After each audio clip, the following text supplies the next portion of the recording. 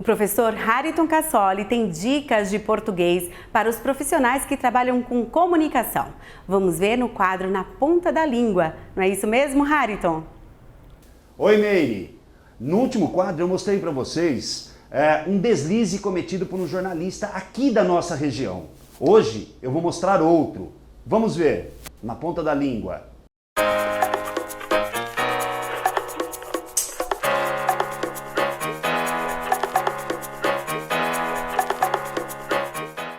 Olá pessoal, hoje eu quero reforçar uma ideia. No último quadro eu falei sobre a obrigação do jornalista. O jornalista, quando se prepara para escrever o seu texto, ele precisa necessariamente utilizar o que nós chamamos de nível culto da linguagem. Ou seja, aquela linguagem bem escrita, bem elaborada, obedecendo às regras gramaticais, atendendo às colocações, a boa pontuação. O jornalista tem esta obrigação.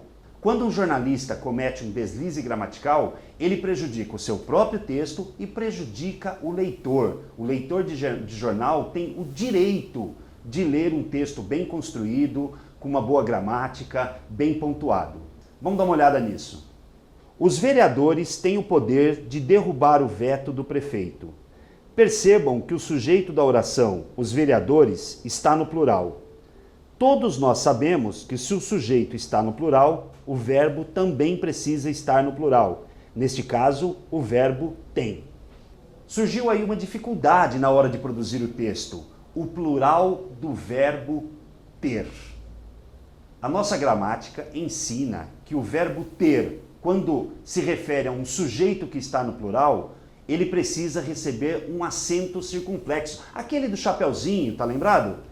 Verbo ter no plural com acento circunflexo. Então, como é que ficaria esse trecho, essa oração escrita por esse jornalista? Os vereadores têm o poder de derrubar o veto. Percebam o acento circunflexo no verbo ter.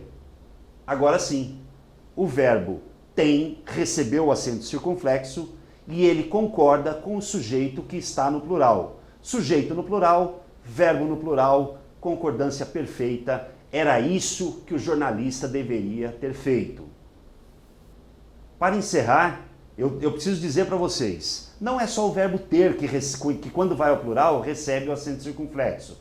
Ter, deter, manter, conter, obter, ou seja, o verbo ter e os seus semelhantes, os seus pares, todos eles, quando se referirem ao sujeito no plural, necessariamente precisam receber o acento circunflexo. Senhores jornalistas, cuidado com os textos de vocês. Todos têm o direito de ler bons textos. Na ponta da língua.